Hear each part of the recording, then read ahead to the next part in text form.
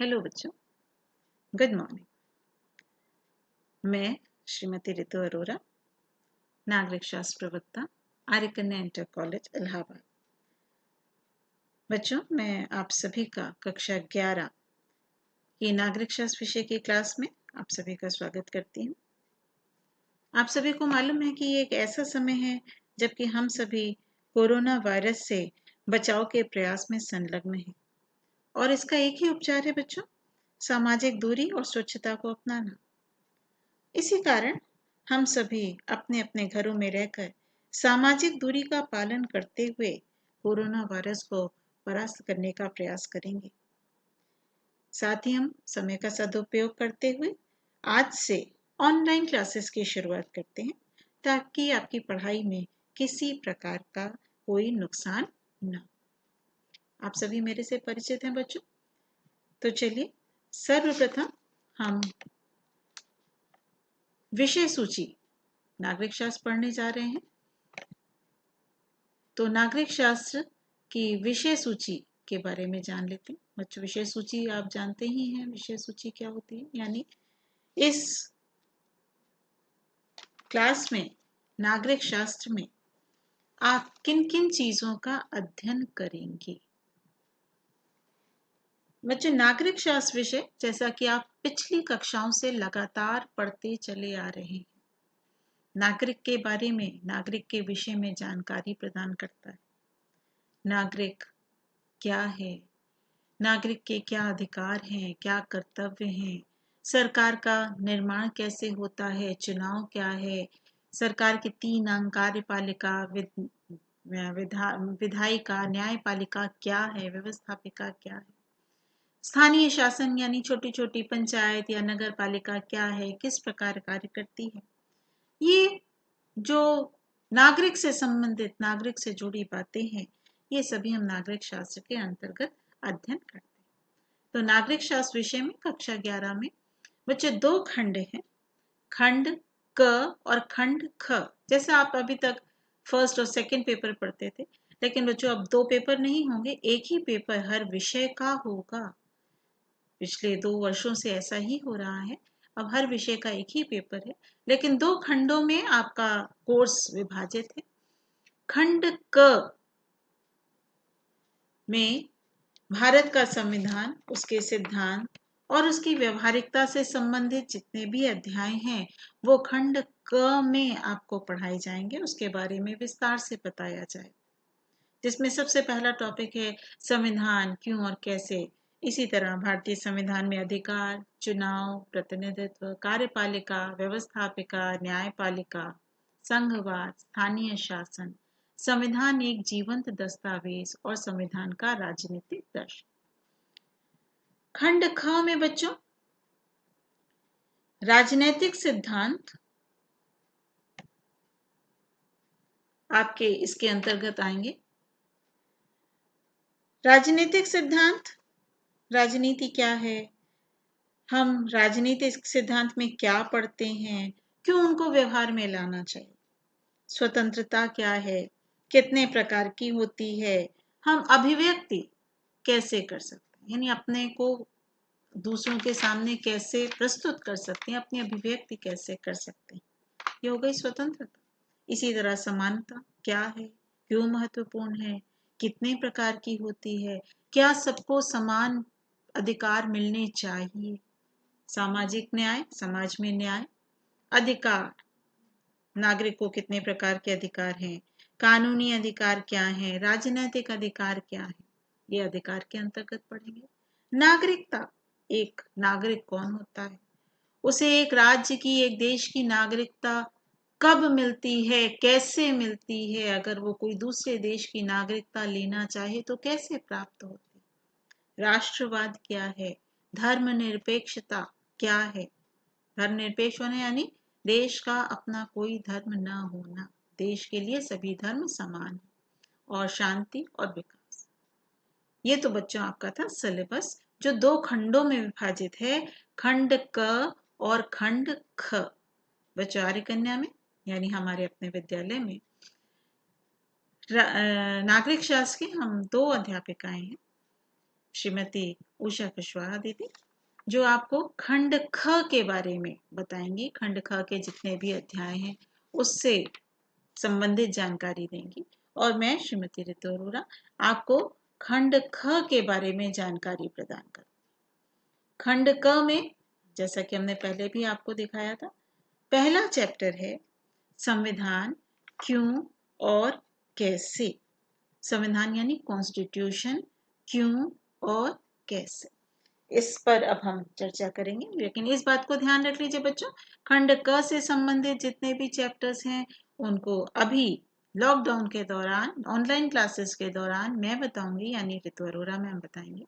और खंड ख के जितने भी अध्याय हैं वो अभी लॉकडाउन के दौरान श्रीमती उषा दीदी आपको बताएंगी। तो आप बहुत ही ध्यान से दोनों लेक्चर्स, दोनों के अलग अलग लेक्चर्स सुनिएगा, क्योंकि दोनों खंड अलग अलग हैं। आप दोनों को आपको अच्छे से पढ़ना है और अच्छे से समझना है। उसमें आप जो भी बताया जाए उसको ठीक से सुनिए, उसके से संबंधित नोट्स तैयार कीजिए और उससे संबंधित जो प्रश्न दिए जाएं उनको अपनी कॉपी में करें। बच्चों, सिविक्स में अर्थात नागरिक शास्त्र, सिविक्स CIVICS, सिविक्स में जब हम प्रश्नों की बात करते हैं, जब कोई भी चैप्टर पढ़ाया जाएगा तो उससे संबंधित आपको अभ्यास प्रश्न दिए जाएंगे और चैप्टर खत्म होने पर बहुत सारे प्रश्न आपको आपके सामने आएंगे। तो 5 प्रकार के प्रश्न मुख्यतः एग्जाम में पूछे जाते हैं। मैं प्रश्नों के स्वरूप से आपका परिचय करा के लेसन की ओर आगे बढ़ती हूँ। तो 5 प्रकार के प्रश्न आपके सम्मुख आएंगे। सबसे पहला बहुविकल्पीय प्रश्न। आप ये सब क्लास 10th तक भी जान चुके हैं, केवल मैं उसका रिवीजन करा रही हूँ। बहुविकल्पीय प्रश्न आप परिचित हैं, जिसमें एक प्रश्न पूछा जाएगा, उसके 4 विकल्प होंगे, उसमें से एक विकल्प आपको लिखना है। दूसरे प्रकार का प्रश्न अति लघु उत्तरीय प्रश्न, जिसमें उत्तर एक शब्द या एक लाइन या ज्यादा से ज्यादा 2 लाइन तक, क्योंकि अगर परिभाषा पूछी जाती है तो 2-2.5 लाइन के अंतर्गत आ जाता है। तो अति लघु उत्तरीय प्रश्न, अगर केवल सन पूछा गया कि भारत कब स्वतंत्र हुआ या हमारे देश का संविधान कितने समय में बना, तो 1-2-3 शब्दों में भी आपका उत्तर हो सकता है। तीसरे प्रकार के प्रश्न लघु उत्तरीय प्रश्न, जिसके उत्तर आपको 3 से 5 पंक्तियों में या आधे पेज में आप दे सकते हैं, उन्हें हम लघु उत्तरीय प्रश्न कहते हैं। दीर्घ लघु उत्तरीय प्रश्न चौथा प्रकार, पहला बहुविकल्पीय, दूसरा अति लघु, तीसरा लघु उत्तरीय, चौथा दीर्घ लघु, यानी लघु का ही थोड़ा विस्तृत रूप, जिसमें कुछ विशेष बातें पूछी गई हैं तो उससे संबंधित जानकारी आपको देनी होगी और इसका उत्तर आधे से 1 पेज के मध्य आपको देना होगा। और 2 विस्तृत प्रश्न आते हैं बच्चों, एक खंड क से, एक खंड ख से 2 विस्तृत प्रश्न, जिसे हम दीर्घ उत्तरीय प्रश्न भी कह सकते हैं, इनके उत्तर 2.5 से 3 पेज के मध्य आपको देने होंगे। इस प्रकार आपके 5 प्रकार के प्रश्न आपके एग्जाम्स में आएंगे। तो चलिए बच्चों, आज हम आपके कक्षा 11 नागरिक शास्त्र के प्रथम अध्याय को प्रारंभ करते हैं।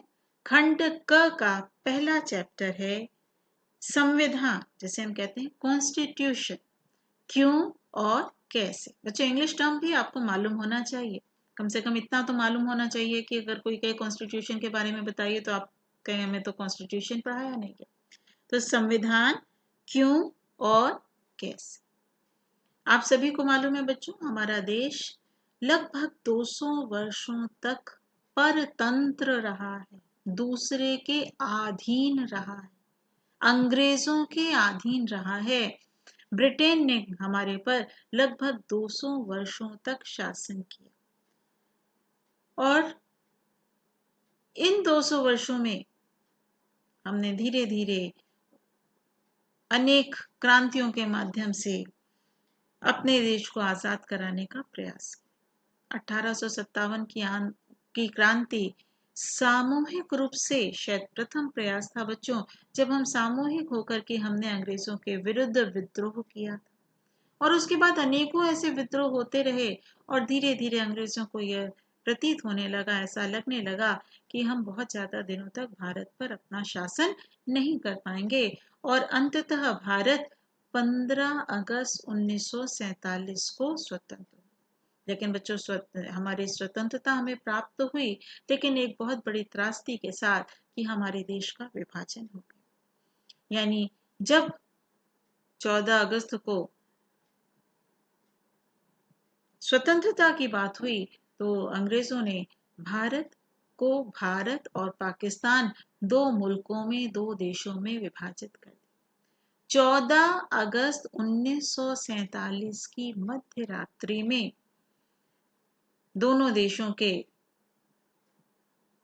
जो शीर्ष नेता थे, अर्थात भारत की ओर से पंडित जवाहरलाल नेहरू, उन्होंने देश को आजाद कराने में महत्वपूर्ण भूमिका अदा की। उस समय 14 अगस्त की मध्य रात्रि में, यानी रात के 12 बजने से 1 मिनट पहले, पाकिस्तान ने उस स्वतंत्रता से संबंधित जो भी पेपर्स थे उन पर हस्ताक्षर किए और 12:01 पर भारत ने हस्ताक्षर किए। इसलिए 14 तारीख को पाकिस्तान स्वतंत्रता दिवस मनाता है और हम 15 तारीख को स्वतंत्रता दिवस मनाते। तो इस प्रकार भारत कब स्वतंत्र हुआ? सबसे पहला प्रश्न यही है। भारत 15 अगस्त 1947 को स्वतंत्र। अब हम स्वतंत्र तो हो गए, लेकिन हमारे देश के पास अपने कोई नियम नहीं थे, अपने कोई कानून नहीं थे। तो सबसे पहले हमने एक संविधान निर्मात्री सभा बनाई ताकि हमारे देश के लिए अपने संविधान बन सकें, अपने नियम बन सकें। और इस संविधान निर्मात्री सभा ने 2 वर्ष 11 महीने 18 दिन में हमारे देश का संविधान निर्मित किया। बच्चों, कितने समय में? 2 वर्ष 11 महीने 18 दिन में हमारे देश का संविधान निर्मित किया।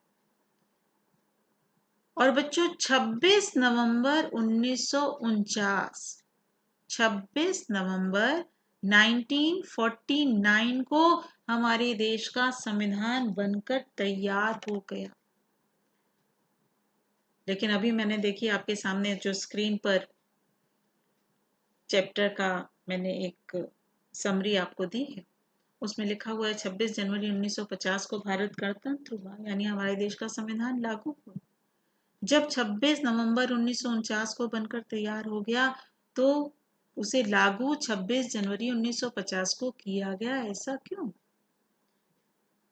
ऐसा इसलिए क्योंकि जब देश में स्वतंत्रता संग्राम चल रहा था तो 26 जनवरी 1930 को देशवासियों ने रावी नदी के तट पर कांग्रेस के नेतृत्व में देश को पूर्ण रूप से स्वतंत्र कराने की प्रतिज्ञा की थी और पूर्ण स्वराज्य की मांग प्रथम बार की गई। अतः 20 वर्ष बाद जब ये प्रतिज्ञा पूरी हुई तो इसी पवित्र तिथि को, यानी 26 जनवरी को ध्यान में रख करके देश का संविधान लागू करने के लिए 26 नवंबर के स्थान पर 26 जनवरी को चुना गया। इसीलिए 26 जनवरी को हमारे देश का संविधान लागू हुआ, अर्थात हम 26 जनवरी को गणतंत्र दिवस के रूप में मनाते हैं। या ये कहिए कि हमारा देश भारत 26 जनवरी को गणतंत्र हुआ। तो दोनों बातें बच्चों स्पष्ट हैं। हम स्वतंत्र 15 अगस्त 1947 को हुए, लेकिन कोई भी देश पूर्णतः तब तक स्वतंत्र नहीं हो सकता जब तक उस देश का अपना कोई संविधान न हो। तो अपने संविधान को बनाने में हमें 2 वर्ष 11 महीने 18 दिन का समय लगा और उस समय अवधि में हमने अपने देश का पूरा संविधान बनाया, पूरा संविधान निर्मित किया, जिसके लिए हमें कई जगहों से उद्धरण लेने पड़े, उनको समझना पड़ा, कई देशों के संविधान पढ़े, उनसे कोई कोई अच्छी बातें जो महसूस की गई उनको अपने देश के संविधान में लागू किया गया। इस तरीके से 2 वर्ष 11 महीने 18 दिन में हमारे देश का संविधान तैयार किया गया और 26 जनवरी 1950 को देश में लागू हुआ। यानी अब 26 जनवरी 1950 से हमारा देश आंतरिक और बाह्य रूप से पूर्ण रूप से स्वतंत्र हो गया। यानी हमारे देश के अंदर, देश के बाहर किसी दूसरे देश का कोई अधिकार नहीं रहा। पूर्णतः भारत स्वतंत्र हो गया, पूर्णतः भारत गणतंत्र हो गया, हमारे देश का अपना संविधान लागू हो। अब बार बार बच्चों में संविधान की बात कर रही हूं। संविधान किसे कहते हैं? किसी देश का शासन जिन नियमों व सिद्धांतों से चलाया जाता है, उन नियमों और सिद्धांतों के समूह को संविधान कहते हैं। यानी प्रत्येक देश का शासन संचालन का मूल अधिकार क्या होता है? मूल आधार उसका संविधान होता है। प्रत्येक देश के शासन संचालन का मूल आधार उसका संविधान होता है। किसी देश का शासन जिन नियमों और सिद्धांतों से चलाया जाता है, उन नियमों और सिद्धांतों के समूह को संविधान कहते हैं। नियम क्या हुए बच्चों? कि हमारे देश में मत का अधिकार इन व्यक्तियों को दिया जाएगा जो भारत के नागरिक हों, 18 वर्ष की आयु पूरी करते हों। देश में एक संसद होगी जिसमें राष्ट्रपति, लोकसभा, राज्यसभा होंगे। इस प्रकार सभी प्रकार के नियम बना दिए गए कि इन नियमों के तहत देश चलाया जाएगा। तो इन नियमों और सिद्धांतों का जो समूह है, वो समूह ही संविधान कहलाता। शासन व्यवस्था भी मैंने जो उदाहरण दिया आपको, शासन व्यवस्था को सुचारू संचालन के लिए भाई कैसे संसद में जाएंगे, कौन जाएगा, कौन प्रधानमंत्री बनेगा, कौन राष्ट्रपति बनेगा, क्यों बनेगा, क्या करेगा, ये सारे प्रश्नों के उत्तर हमें संविधान से आसानी से प्राप्त हो जाते हैं और शासन का संचालन के लिए संविधान का निर्माण किया। संविधान की परिभाषा लॉर्ड ब्राइस के अनुसार संविधान में वे कानून या नियम सम्मिलित होते हैं जिनके अनुसार सरकार के रूप, नागरिकों के प्रति उनके अधिकार और कर्तव्य और इसके प्रति नागरिकों के अधिकार और कर्तव्य निश्चित किए जाते हैं। फिर से पढ़ें, ध्यान दीजिए बच्चों, बहुत आसान सी परिभाषा है। संविधान क्या है?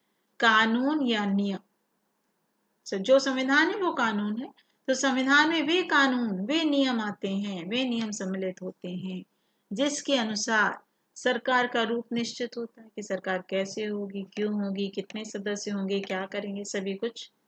और सरकार का नागरिकों के प्रति क्या कर्तव्य होगा, क्या अधिकार होंगे। और नागरिकों के कौन से अधिकार हैं? नागरिकों को भी सरकार की ओर से कुछ संविधान की ओर से कुछ अधिकार, मूल अधिकार प्रदान किए गए हैं। वो अधिकार कौन कौन से हैं?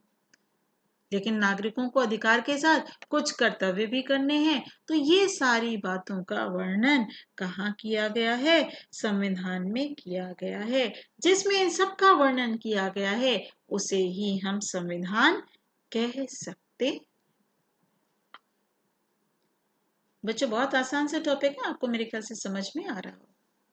अब हम लोग बढ़ते हैं कि हमें संविधान की क्या आवश्यकता है। क्या अगर हम ये नियम, ये कानून ना बनाए तो क्या हमारा काम नहीं चल सकता? एक देश देश की तरह कार्य नहीं कर सकता? वर्तमान में संविधान के बिना किसी भी देश की शासन प्रणाली की कल्पना भी नहीं की जा सकती। प्रत्येक तरह के राज्य के लिए प्रशासन को संचालित करने की दृष्टि से संविधान की आवश्यकता पड़ती है। संविधान की आवश्यकता क्यों है? ये आपके कुछ पॉइंट्स पर जो लिखे हैं आपके स्क्रीन पर, उन पॉइंट्स को एक एक करके समझते जाएंगे। सबसे पहली आवश्यकता क्या है? संविधान तालमेल बढ़ाता है। संविधान राष्ट्र के अलग अलग लोगों के वर्गों में तालमेल बढ़ाने में बहुत अधिक सहायक है। राष्ट्र के लोगों में चाहे कितने भी वर्ग क्यों न हो, लेकिन सभी वर्गों का अगर कहीं भी समाधान है तो वो कहाँ से प्राप्त होता है? संविधान से ही प्राप्त होता है। क्योंकि संविधान किसी वर्ग का, किसी भाषा का, किसी जाति का भेदभाव नहीं करता, बल्कि सब में तालमेल बढ़ाने का प्रयास करता है, सबको विश्वास दिलाने का प्रयास करता है। इसलिए संविधान आवश्यक है। दूसरा है निर्णय लेने की शक्तियों की विशिष्टता। संविधान वास्तव में निर्णय निर्माण शक्ति की व्यवस्था करता है। राष्ट्र के शासन संबंधी प्रत्येक निर्णय उस व्यक्ति द्वारा ही लिए जा सकते हैं जिसे संविधान ने निर्णय निर्माण शक्ति की विशिष्टताएं प्रदान की। बच्चों, आज मान लीजिए इस समय कोरोना वायरस चल रहा है और मैं कोई निर्णय लूं तो क्या देश की पूरी जनता मानेगी? नहीं मानेगी। क्यों? क्योंकि मैं उस पद पर नहीं। लेकिन अगर प्रधानमंत्री कोई निर्णय लेता है या राष्ट्रपति कोई निर्णय लेता है या मुख्यमंत्री कोई निर्णय लेता है तो क्या पूरी जनता मानेगी? अवश्य मानेगी, क्योंकि उन्हें निर्णय लेने की शक्ति प्रदान की गई है। तो राष्ट्र की जो ऐसी शक्तियां हैं जिन्हें संविधान की ओर से शक्ति प्रदान की गई है, चाहे वो प्रधानमंत्री हो या राष्ट्रपति हो या न्यायालय हो, चाहे उच्च न्यायालय हो चाहे सर्वोच्च न्यायालय, यानी व्यवस्थापिका, कार्यपालिका, न्यायपालिका। आगे इसके बारे में बच्चों विस्तार से बताएंगे। इन तीनों को निर्णायक शक्ति प्रदान की गई। अगर व्यवस्थापिका और कार्यपालिका भी कोई ऐसा निर्णय लेती है जो संविधान की इस व्यवस्था का उल्लंघन करता है तो सर्वोच्च न्यायालय को सर्वोच्च शक्ति प्रदान की गई है कि वो उस निर्णय को भी असंवैधानिक यानी गलत ठहरा सकती है। तीसरा, सरकार की शक्तियों पर सीमाएं। संविधान सरकार की शक्तियों को अनेक प्रकार से सीमित कर देती है। सरकार की शक्तियों को सीमित करने का सबसे सरल तरीका है नागरिक के रूप में व्यक्ति के मौलिक अधिकारों को स्पष्ट कर दिया जाए। कोई भी सरकार कभी भी इनका उल्लंघन न करे, यानी जो संविधान ने नागरिकों को मूल अधिकार प्रदान किए हैं उनका मनमाने ढंग से कोई भी सरकार दुरुपयोग न करे। वो स्वतंत्रताएं, वो अधिकार नागरिकों को पूर्णतः प्राप्त होनी चाहिए। और संविधान यह भी वर्णन करता है कि केवल कुछ ऐसी परिस्थितियां हैं जब मूल अधिकार हटाए जा सकते हैं या उन अधिकारों को वापस लिया जा सकता है, और वो सिर्फ कहलाता है बच्चों आपातकाल। उसके अलावा नागरिकों को के मूल अधिकारों को वापस लेने का अधिकार, उनको हटाने का अधिकार किसी को भी प्राप्त नहीं है। इसलिए सरकार की शक्तियों पर सीमाएं कौन लगाता है? संविधान। समाज की आकांक्षाएं और लक्ष्य निर्धारित करने के लिए हम जिस कानूनी दस्तावेज, कानूनी जो कानूनी रूप से सही है ऐसे कागज, उसे कहते हैं कानूनी दस्तावेज। वो क्या है? संविधान ही।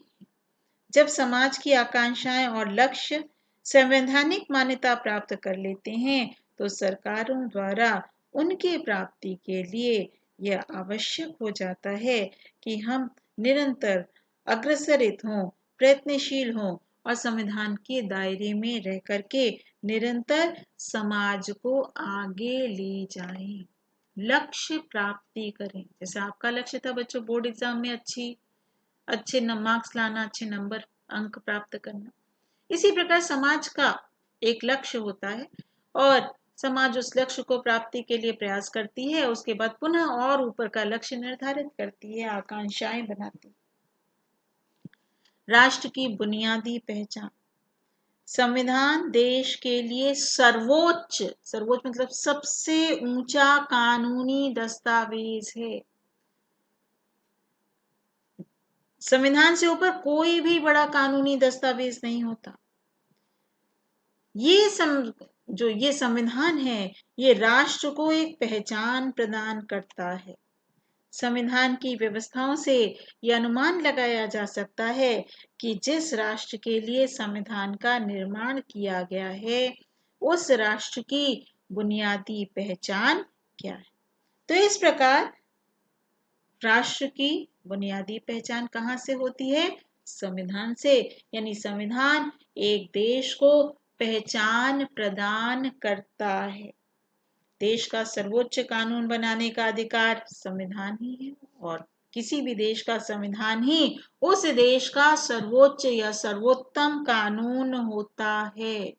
सर्वोच्च कानून होता है। कोई भी अन्य कानून, कोई भी अन्य लेख संविधान से ऊपर नहीं हो सकते।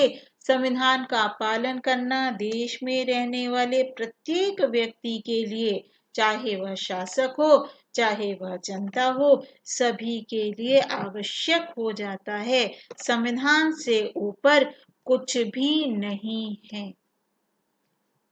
कानून के शासन की व्यवस्था, इसलिए यह प्रयास किया जाता है कि देश में, देश के अंदर कानून का शासन चले। जो भी व्यक्ति कार्य करे वो कानून के दायरे में रह के करे। बच्चों, बहुत छोटा सा एग्जाम्पल, मुझे पेंसिल चाहिए, तो कानूनी रूप से सही क्या है? हम बाहर गए, हमने दुकानदार से पेंसिल ली, उसकी जगह उसको पैसे दिए, धन दिया, और हम पेंसिल लेकर के आ गए। ये सही तरीका है। कानून के अनुसार हमने क्रिया की। यही कार्य हम वहां जाते, पेंसिल चुप्पे से उठा लेते, चुरा लेते और चले आते, ये गैर कानूनी। तो कानून का शासन स्थापित होगा, वहां संविधान अवश्य होगा। तो जहां कानून का शासन होगा, वहां देश में सभी व्यक्तियों को सुरक्षा की प्राप्ति होगी। सभी व्यक्ति कानून के अनुसार कार्य करेंगे, कानून की अवहेलना नहीं करेंगे। सरकार के गठन की जानकारी देना। किसी भी देश के संविधान के द्वारा उस देश में शासन व्यवस्था के अंतर्गत सरकार का गठन किस प्रकार होगा, इसका भी वर्णन होता है। जैसे कि भारत में संसदात्मक शासन व्यवस्था है। बच्चों, भारत में एक संसद है। संसद के 3 अंग होते हैं, एक राष्ट्रपति, दूसरा लोकसभा, तीसरा राज्यसभा। 2 सदन होते हैं, लोकसभा, राज्यसभा। तो इस प्रकार सरकार के गठन की जानकारी देना कि राष्ट्रपति का चुनाव प्रत्यक्ष तौर पर जनता द्वारा होगा या अप्रत्यक्ष तौर पर। लोकसभा के सदस्यों का चुनाव कैसे होगा? लोकसभा में जिस दल को बहुमत मिलेगा उसे प्रधानमंत्री के रूप में हम स्वीकृत करेंगे।